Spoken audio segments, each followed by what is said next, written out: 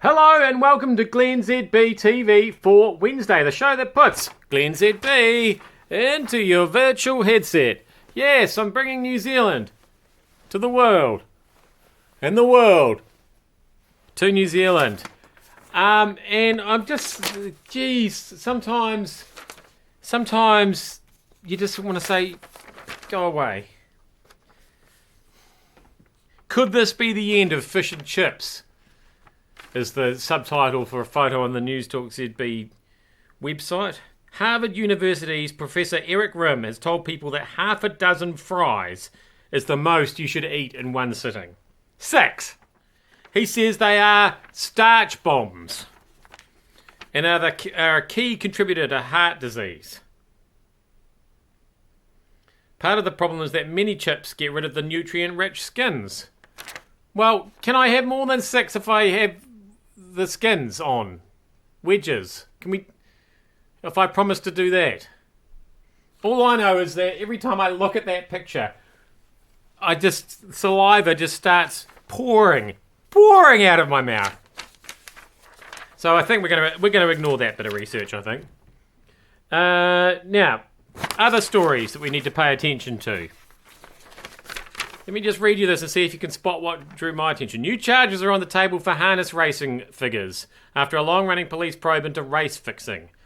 12 people have been arrested and charged with race fixing as a result of Operation Inca, while a number are also charged with drugs or weapon offences.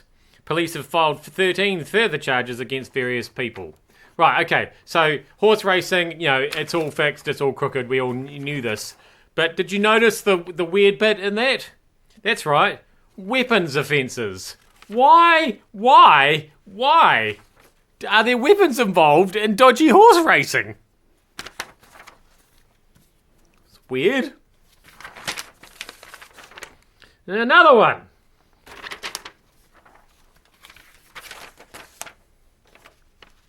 The government has come close to pulling out of funding the America's Cup after construction costs ballooned by 20%. Taxpayers are stumping up another $22.5 million on top of the $114 million already contributed. Final designs found construction costs for dredging and wave breakers will be higher than originally forecast. Did you spot the weird bit there?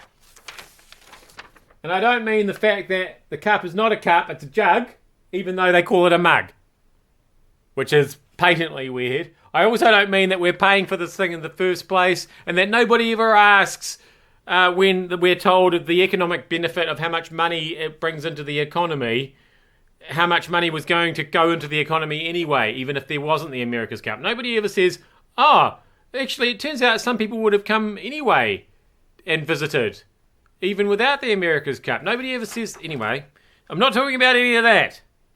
What I'm talking about is, apparently some of this extra cost has been for something called wave breakers. Did we know about the wave breakers? What the hell is a wave breaker?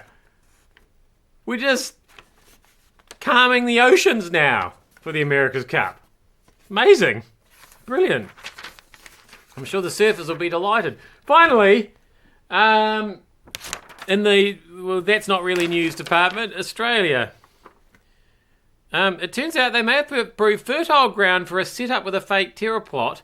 39-year-old Arsalan Khawaja, brother of Australian cricket star Usman Khawaja, this guy here, he's been arrested by counter-terrorism police because he's behind a notebook full of fake terror plans targeting politicians designed to set up a colleague.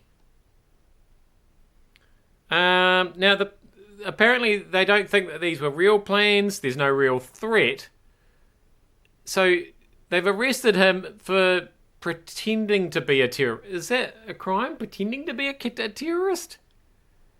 And it sounds like he wasn't even pretending to be a terrorist. He wanted other people to think that somebody else was a pretend terrorist. Australia, take a good hard look at yourself. I don't know what's happening. Why? I mean, if you're going to set up a colleague, why would you do that to do that? Why wouldn't you just say, they've been nicking stuff out of the stationery cupboard again? I'm confused. I'm glennzb. Thank you so much for having me in your virtual headset. But maybe just don't set up your colleagues. And I'll see you back here again tomorrow for more.